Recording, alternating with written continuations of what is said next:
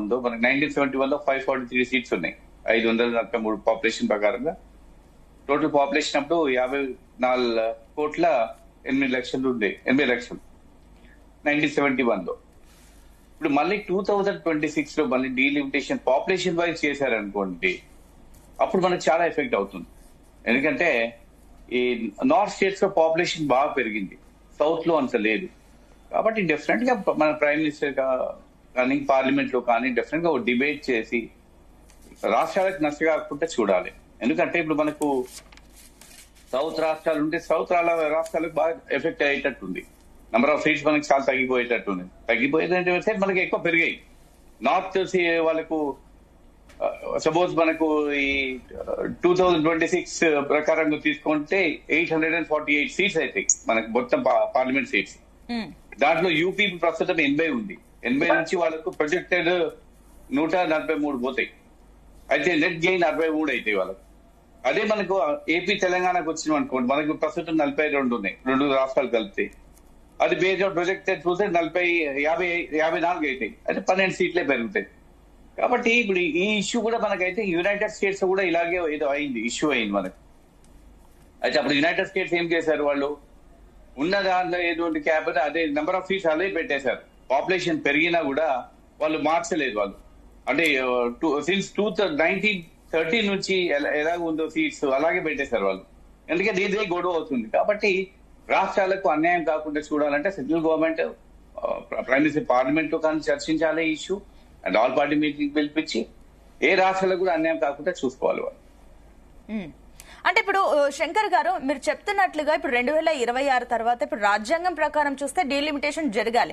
కానీ ఇక్కడ బీజేపీ తనకు అనుకూలంగా చూసుకుంటుంది అన్నట్టు వాదనలు అయితే వినిపిస్తున్నాయి. ఏంటి నిజంగానే ఒకవేళ డీలిమిటేషన్ జరిగితే బీజేపీకి ఇది ప్లస్ అవుతుందా ఏంటి? మిగిలిన మన తెలుగు రాష్ట్రాల్లో ఇది నిజంగా మీరు అన్నట్లుగా చాలా నష్టం ఉంటుంది అనుకోవచ్చా?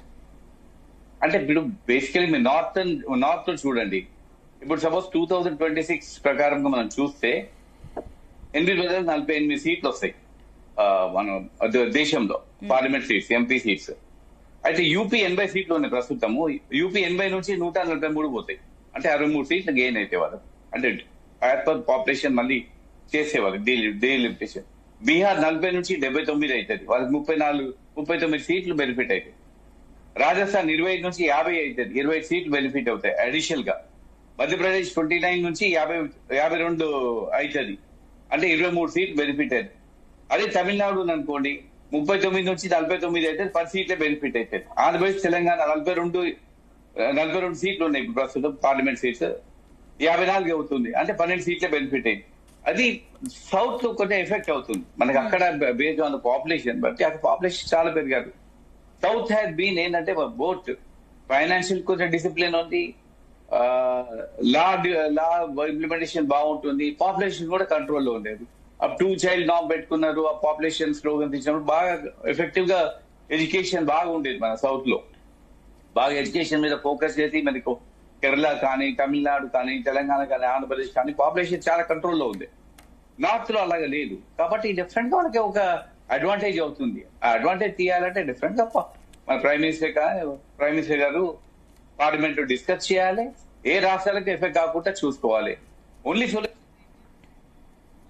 రైట్ అండి. ఎస్, మీ వాయిస్ డిస్టర్బెన్స్ ఉందండి, నేను మళ్ళీ మీ దగ్గరకు వస్తాను. ఎస్ లింగం యాదవ్ గారు, గుడ్ మార్నింగ్ అండి. Good morning. ఎస్ లింగం యాదవ్ గారు, ఇప్పుడు తెలంగాణ అసెంబ్లీ